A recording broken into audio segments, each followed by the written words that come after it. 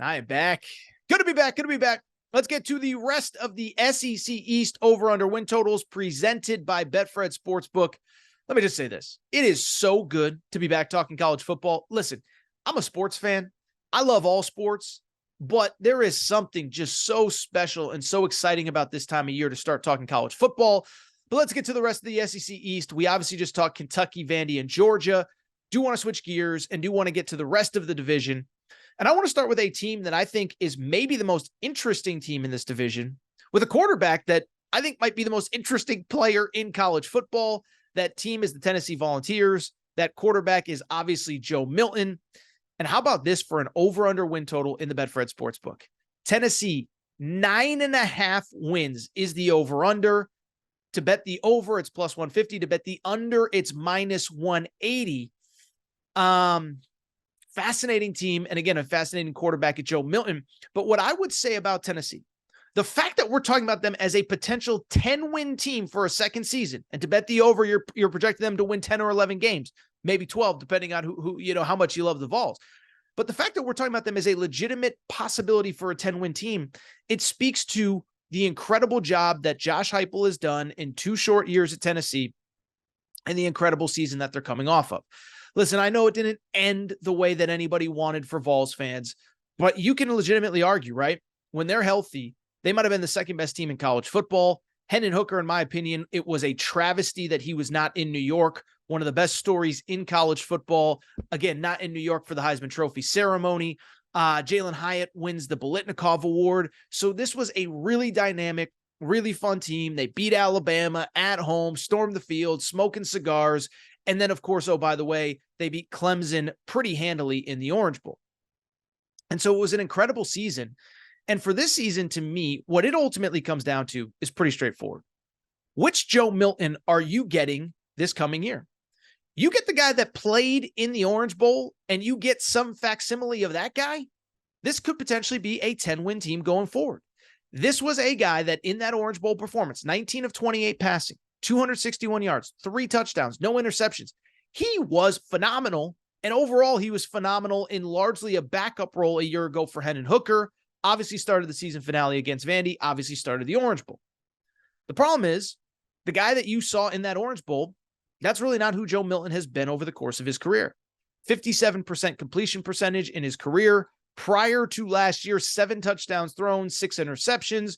Obviously was a starter at Michigan and gets benched. Comes to Tennessee as a starter there and gets benched. And so which Joe Milton are you going to get? Because the thing that stands out to me about this Tennessee team is that when I started my prep work, I just assumed coming off an 11-win season, coming off the Alabama, Clemson, all that good stuff. I kind of thought, okay, this is going to be a major rebuild for this Tennessee program. It's really not. Most of their best players from last year are actually back outside of the quarterback position. First of all, top 2 rushers are back from a season ago. Jalen Wright finished last season with 875 yards rushing, 10 touchdowns. Jabari Small, 734 yards, 13 touchdowns. So that's 23 rushing touchdowns right there. Oh, by the way, how about this? 3 of your top 4 top wide receivers are back as well.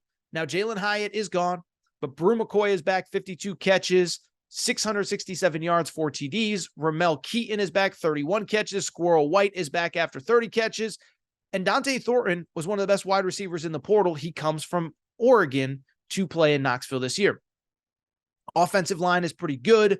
And I'll say this about the Tennessee defense, right? I think if you look at the raw statistics for Tennessee, you'd sit there and say, they weren't very good last year. They were middle of the road. They weren't very good. I went back and looked it up, okay? On the season, Tennessee gave up 296 points over the course of 13 games. Do you know that over 100 of them, so essentially a third of the points they gave up, were in 2 games? 49 points to Alabama in a win, 63 in a loss to South Carolina. Sorry, Tennessee fans, for bringing it up. But I bring it up because that defense was good for most of the year. Gave up 14 points to Clemson, 13 points to an LSU team that won 10 games, 27 points to Georgia, which sounds like a lot, but Georgia was awesome last year. 6 points to Kentucky, 0 points to Vandy.